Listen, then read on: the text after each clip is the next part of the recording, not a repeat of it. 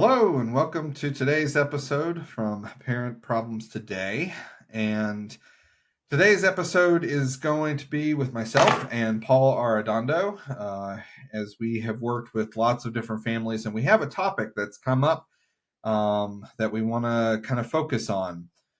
Today, we're going to talk about safety versus process. And this is one of those topics where we're not going to use a specific example from one family, because what we're really looking at today is kind of a part of our work with parents, because parents show up with stories and we work with them and supervise the process of dismantling those stories to look at intervention strategies and steps that they can move forward on.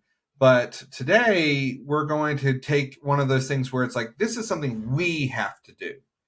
And what that is constantly stepping in with families that they're in that new normal mindset or the blind spot. There's lots of different names for this phenomenon, but what we're really looking at is a family that they're working with their loved one, and they've received maybe from other sources, therapists, programs, hospitals, different individuals along their treatment path.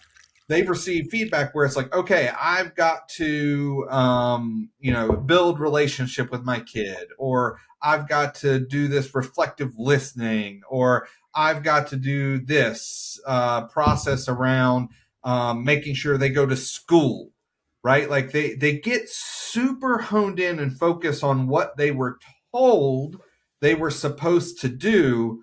And it creates this blind spot because very often they're so focused on this one key point that they miss some truly significant needs within the dynamic. And today, the need that I want to focus on with Paul is safety. So, Paul, let me kick it over to you for a second, because this has come up for both of us with at least one family and several in the last couple of months. But why don't you kind of speak to this idea of safety? What comes up for you when I introduce this topic today? Safety is safety is the foundation of everything. You can't do therapy without safety. You can't have relationship without safety. You can't approach a problem without a sense of safety. If anybody in the family system is not feeling safe, it's pretty clear that their anxiety is going to be up, their fear response is going to be up, they're going to be presenting with some more agitation in their system, and that just makes for more difficult conversations and situations. It all just is speaking directly to the idea of stabilization. Because when it comes to safety, really, it can go a myriad of ways. Do I feel safe in your presence? Do I feel safe in my environment? Do I feel safe leaving and going to school or neighborhood or anywhere? Right? We can look at it through it, and you were just mentioning that we've both been having it come up. I'm working with a family who has a male kid with high functioning autism. For him, the unknown is a lack of safety. For him, his brain, he needs to have some sense of a picture of the next moment. Front loading, a skill that we talk often about, the ability to give somebody information about what the next moment's going to be like, to help them understand structure and what's going to be the future moment that they're all going to have to navigate together, and how they're going to do it as a family, as a unit, as a support system. That's safety for that particular family.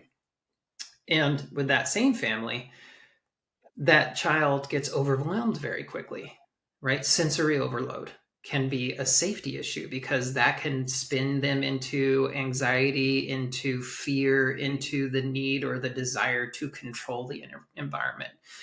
Because when I think of safety, and I think of behavior patterns across the board, it's safety or control, safety or control, safety or control, safety or control. If I don't feel safe, I'm going to try and control this thing. And my version of control is going Yes. to be to exert power are. Maybe it's going to be to push you away. Maybe it's going to be to pull you close. But all of those behavior patterns are a desire to feel safe, right? We can boil down every single behavior pattern to this idea of safety and control.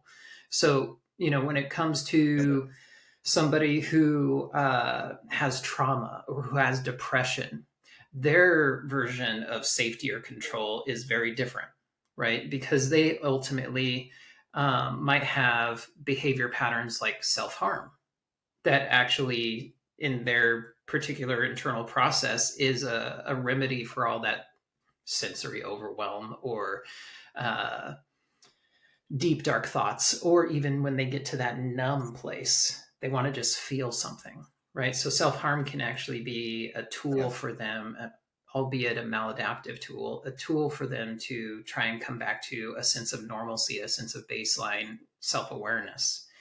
So safety in that household is having the parents have an awareness that they need to manage the environment, meaning get all the sharps out. Sharps is referring to knives, scissors, razor blades, anything, right? That ultimately can be an impulsive, quick decision by this person, anybody, teen, young adult who leans on Yep. self-harm for a coping skill, a maladaptive coping skill, but a way that they manage themselves, manage their own internal experience.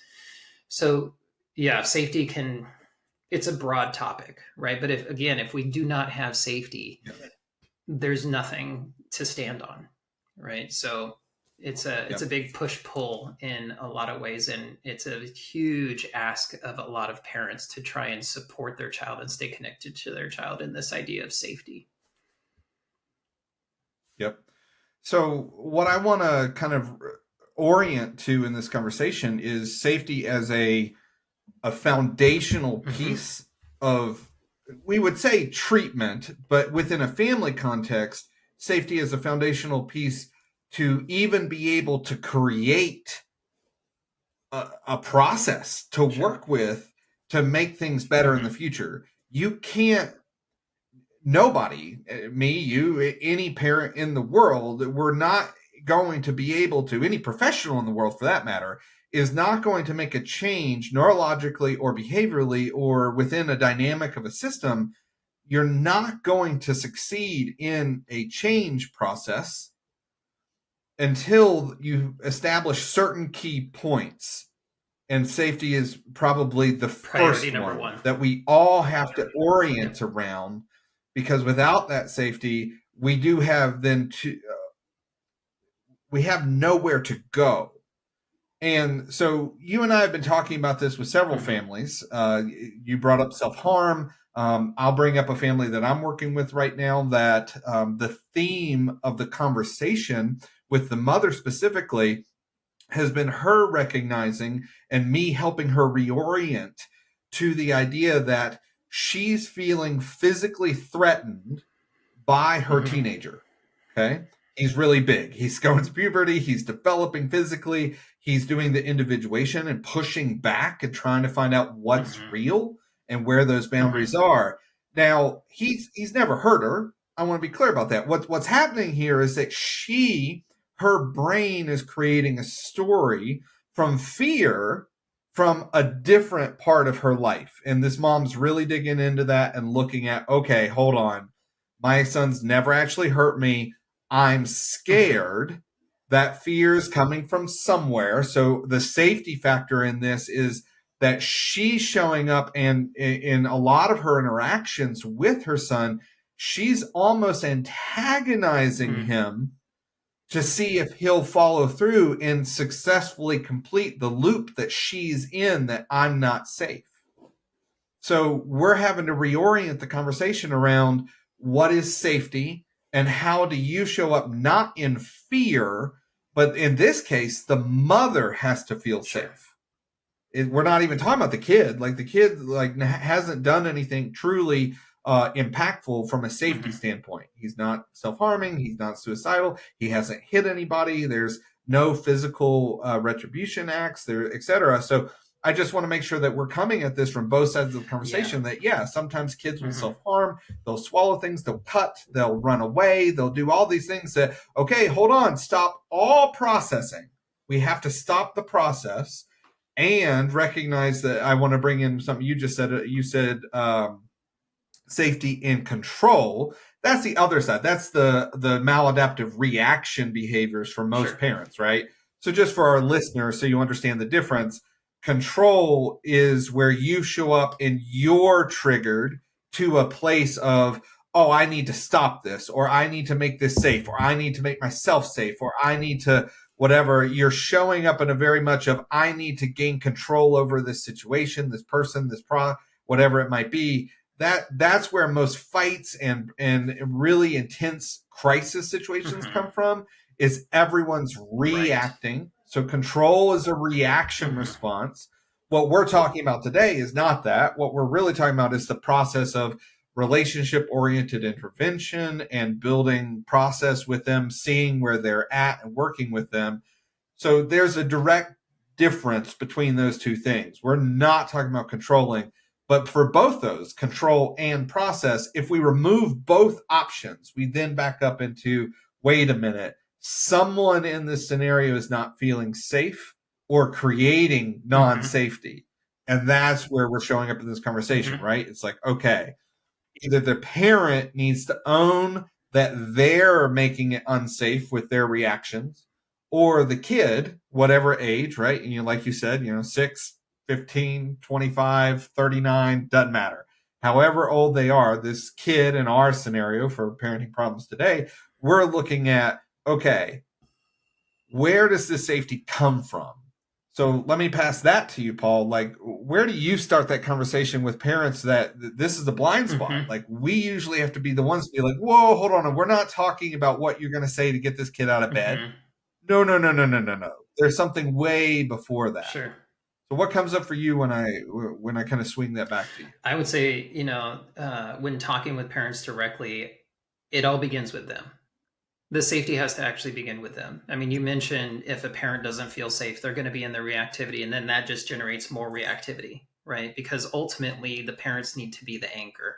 That's a constant conversation that we engage the parents on, right? It's like, hey, you have the mature nervous system and neurology.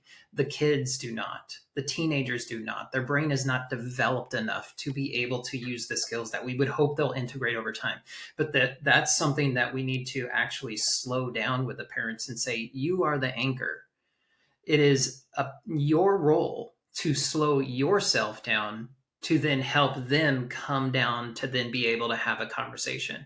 Because if they're up here and you meet them up there, that's just a recipe, right? That doesn't support a process of safety. So when it comes to supporting the parents in slowing down, self-awareness and the many avenues of generating that, well, be it developing language, developing co-parenting conversations to help them support one another, or co-parenting scenarios or co-caregiver scenarios to create space for them to slow down, as well as strategies to be slow in the moment. If it's something like, oh goodness, there's so many scenarios that we could talk about that actually destabilize safety, right? Or we make it so that we don't feel safe or another person doesn't feel safe, whether that's the truth or not. There's so many situations that put us into that reactive place. Such a basic one. You didn't put your dishes in the dishwasher. It's a pretty benign moment. It's not that big of a deal. But if a parent comes stomping down the hallway and they're hearing the kid in the bedroom is hearing the feet slapping the floor and then banging on the door and then barging in and being like, I told you to clean the kitchen. Boom. There's no safety, right? And there's the other end of the spectrum when we're actually talking about safety, where a kid is curled up in a ball. A kid is sobbing, weeping. Maybe they just lost a friend to suicide. I mean, let's go to some of these more extreme examples that we have to, support parents in navigating. Yep. That parent wants so desperately to take that strain and that struggle and that suffering away from their child. And they don't always necessarily know how to do it, or they get into that reactive place and they do the rescuing and problem solving thing that doesn't necessarily serve their child. So when it comes to generating safety in that moment, helping the parents, again, have their own internal compass about what's going on for them. How are they navigating it for themselves? Are they walking in with a ton of tension in their body? Because if they are, it's not supporting that moment for their child. If their mind is racing into how do I navigate this? How do I make this stop? How do I pull my child out of this? They're pushing their agenda and they're not meeting their child where they're at. Right. And so being able to do, as you were saying earlier, things like reflective listening. If the parent is not in a place to even be self reflective, they're not going to be able to use any of the skills. Right. And so switching it to another scenario, what is it that we're talking about when, a kid truly feels unsafe? They don't feel like they have an anchor. Oftentimes when kids don't feel safe, they don't feel like they have any support system around them. So if their mom is flying off the handle or their dad's flying off the handle, they're going to destabilize. Right. And so oftentimes, in order to find some sense of control, they just get bigger, their behaviors get escalated. And so, again, coming back to the parents, if you're not the right person for the job in that moment, take yourself out of it. Because two people in this scenario up here don't generate safety. If you're recognizing you're climbing that scale, you need to take a step back and pull yourself out. Because you not contributing to it is actually leads to better outcomes than trying to come in and manage it from up here in this space.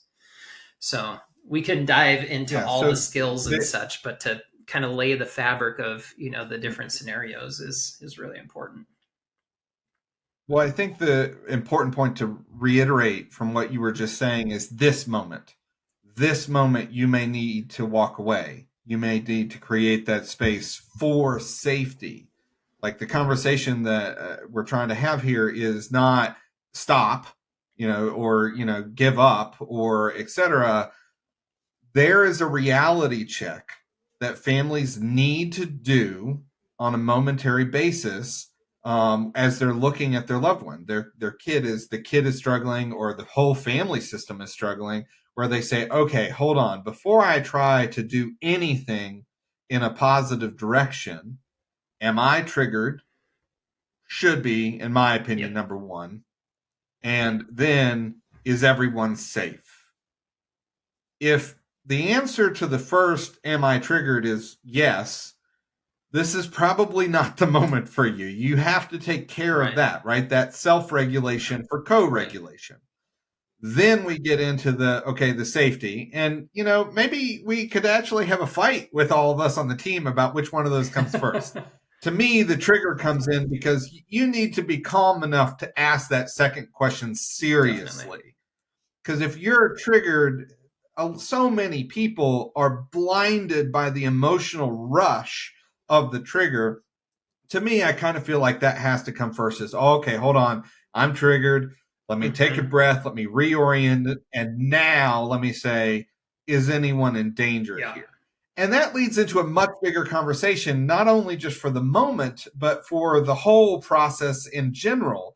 You and I were just talking about a family that the reality is you had to ask that question, right? Like, are you willing to take all the things away, right? Are you willing to take everything sharp in the house and give it away and lock the essentials in a safe?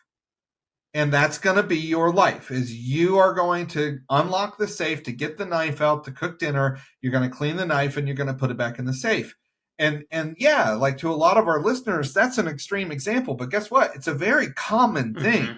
It really is. So many people are in their own process. They're like, oh, it'll never get that bad for me. Guess what? It gets that bad for so many people. But let me kick that over to you. Like, you just had to ask a family that question. Like, talk about that process of asking those hard, direct, inline questions and what comes up from that. Yeah. So when we're at a point where we need to be clear, it is our role to actually show up and ask a question that is going to, as we would expect, cause a reaction. right? And even in that moment, trying to help a parent slow down and see clearly is challenging, right? From our perspective, our role. And so being Yeah. able to say very clearly, hey, your child has a history. Let's not even get beyond that part of the conversation for a moment. Let's recognize that there is a pattern here, a pattern of self harm. Now, let's also recognize that our baseline function in terms of being supportive to your child is safety. Okay, how do we make your kid safe? Let's make sure we're taking all the potential, like, low hanging fruit options off the table, right? And that ends up being Yeah. sharps, And so the question was, hey, we need to start thinking of a safety plan. We need to start actually having the clarity that if sharps are around the house, it's not going to be supportive. They're just too easy to access. Going to the kitchen, going to the craft drawer, going to any bedroom in the house, sharps are everywhere, right? And so being mindful that if we're really trying to promote healthy choices, we need to take away easy maladaptive opportunities. And so, are you willing to remove the sharps? And the mom actually said, I don't think I can do that. I let that hang in the space because I really wanted her to sit with her saying that. I didn't want to jump on her, but I wanted to have that moment where I said, okay, so I hear you're not willing to remove the sharps. And then became a bigger conversation, right? It became this idea of, okay, so if the sharps are still present, how do you feel like you're going to be able to manage that? If there's options on the table for your daughter to walk into the kitchen and grab something and have it be a moment where safety, again, is not present, that just makes it so you're not capable of redirecting her. It makes it so a lot of your Yes. options are now off the table.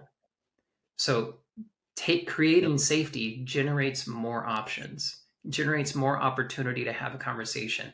Pulling the sharps, putting them in a lockbox, having that just be part of what you need to do supports relationship, supports intervention, Yeah. supports redirection, supports healthy coping skills becoming more of an option.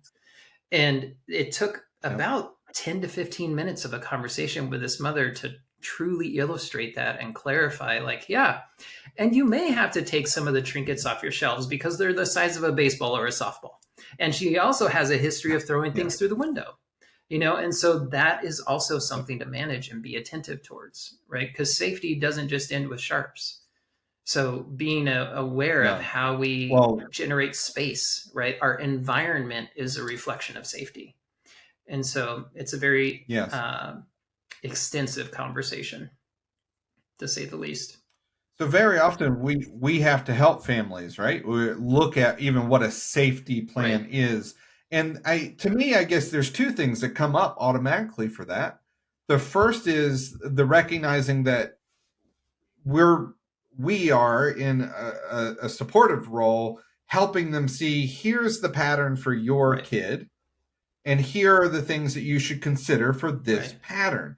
Because so many parents also go overboard where it's like, well, we just need to move into a concrete bunker. It's like, no, Yeah. you don't. Like, there's a certain Mm-hmm. point, right, where we're asking their kid, or the process is the team, the treatment, the hospital, the therapist, et cetera. We're asking that individual to work on themselves and to better their ability, because the hope is, in I'm going to say in most circumstances, that behaviors are adjustable. It can be changed over time. So it's not like lock up the sharps for the rest Right. of your life, even though that does happen. And I do want to be clear about that. That does happen. Sometimes we have to normalize the fact that depending on the level of mental health process, or developmental process, or whatever is going on for Mm-hmm. this person, this is not, we're not talking about short Right. games. Like when we get to this level of safety conversations, this is not a short term Right. fix. This is a normalizing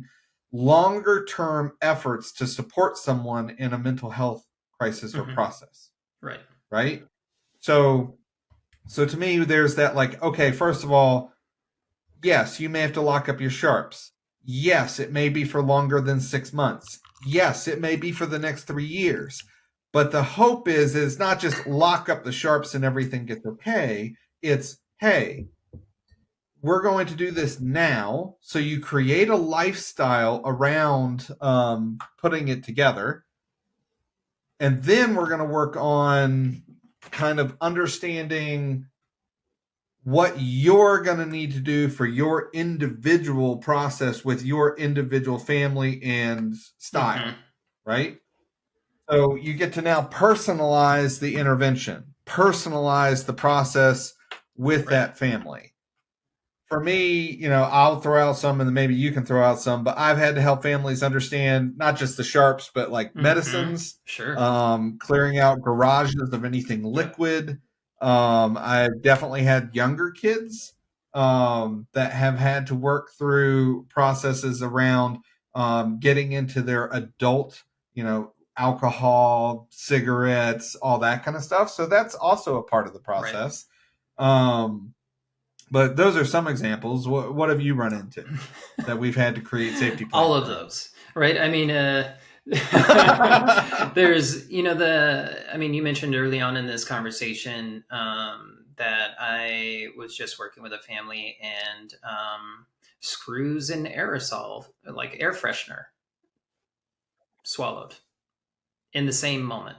Yep. Right.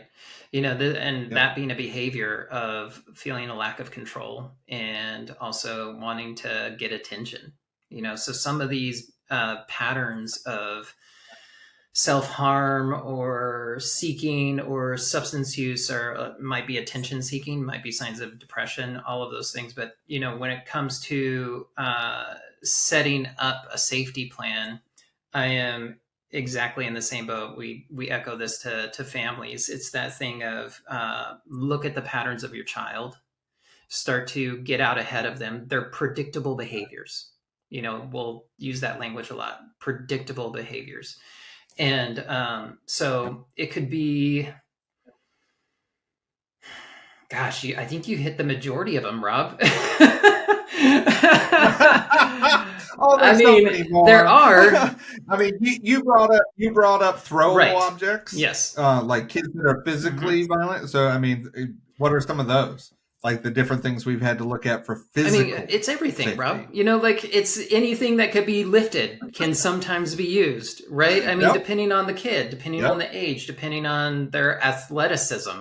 Like, I have a 14-year-old ASD kid who is strong. He is built, and he will pick up a baseball and wing it, and that has happened.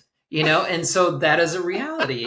It's, hey, can we redirect them to an environment where these things aren't available? And so that becomes part of the tactic or part of the plan is, hey, if we're talking about safety, let's move them and redirect them to an environment where there aren't as many options, right? And we're not talking about a padded room per se, like you were saying, the cement bunker, but we're talking about like, hey, let's go sit on the couch and there's not anything within arm's reach or even within 2 steps, right? And so we do need to strategize our environments and create space for there to be an opportunity to de-escalate and co-regulate, as you're saying. So it could be anything, Rob. We can go and list all household items and the answer is yes, right? And so it's extensive. Well, I'll throw out just a couple of key things that I've had to work out with families. Cell phones and locking them up and having them have the special apps that shut them down and things like that. Sure.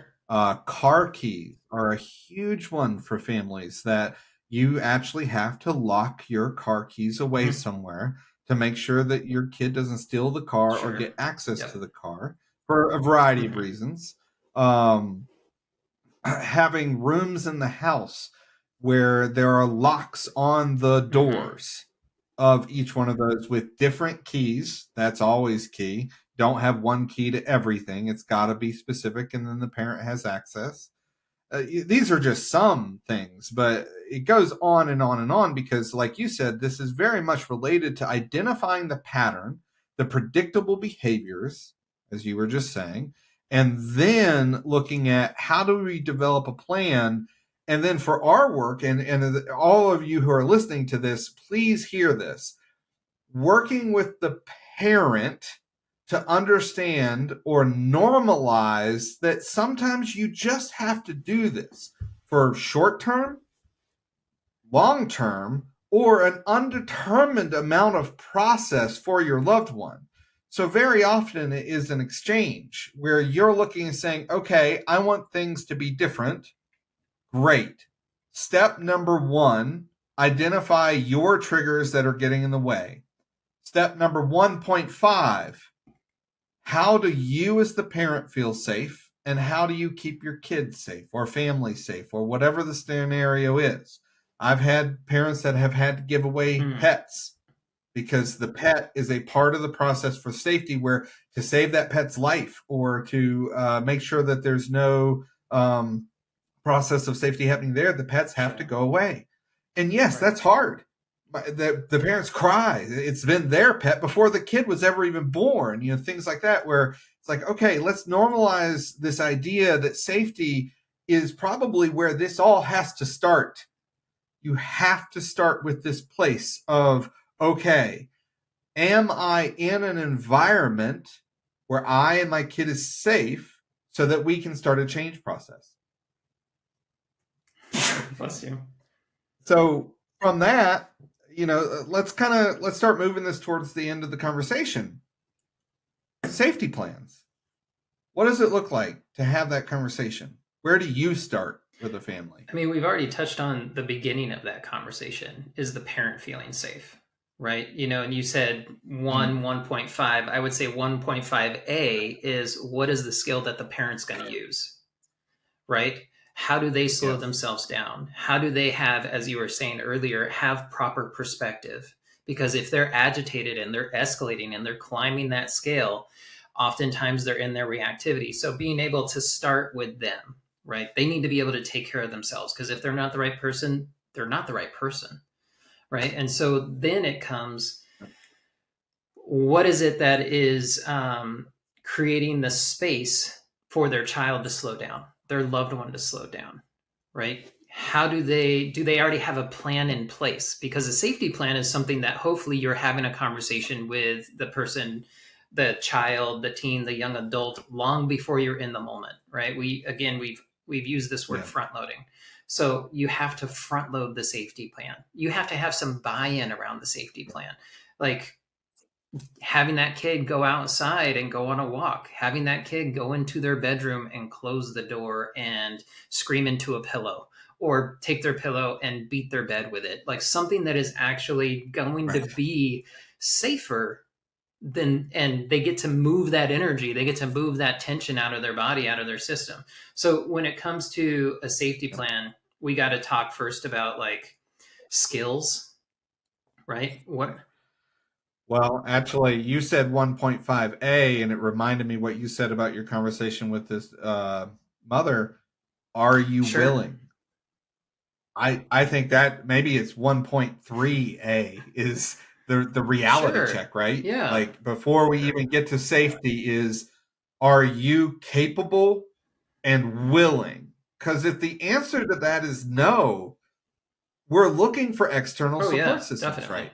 At that point, like there's nothing to be done from that point. If the answer to that is no from the parent, we're looking outside of the home, hospitalization, treatment programs, therapeutic interventions, whatever it might be. And I guess I do want to say for a second, like if the answer to that is no, there's a check-in there. There's something going on for the parent now. So we need to even divert away from the kid at all. Like, hold on, what's going on over here? Are you safe? Right. What's going on? So just putting in that caveat where it's like, okay, hold on. If the answer to that's no, there's work even to do on the parent side versus even looking at the kid. Yeah, I mean, so maybe that's 1.3a. Then you get into 1.5a sure. and go from there. Yeah, So go I ahead. mean, just to further speak to what you were just saying, is it capacity or willingness? Can the parent actually show up? Yeah. Are they capable? Or is it, I don't want to do that Yep. because I want to have a normal life and I can't, begin to integrate the idea that my home is not safe, right? I can't Right. fathom that, right? And so capacity versus willingness is a really interesting evaluative lens in terms of, as you were saying, do we need to find further support?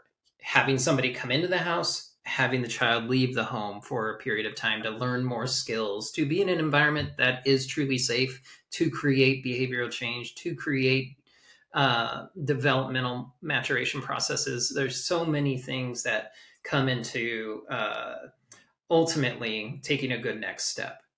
So, yes, and just as a caveat to that, if you're listening to this as a parent, understand that question, are you capable or have the capacity and the willingness to do this? If the answer to that is no, no judgment. Not. There's no judgment there. There's just good data. There's work to be done that includes you, and you may actually have to be the one to start this work, not your kid.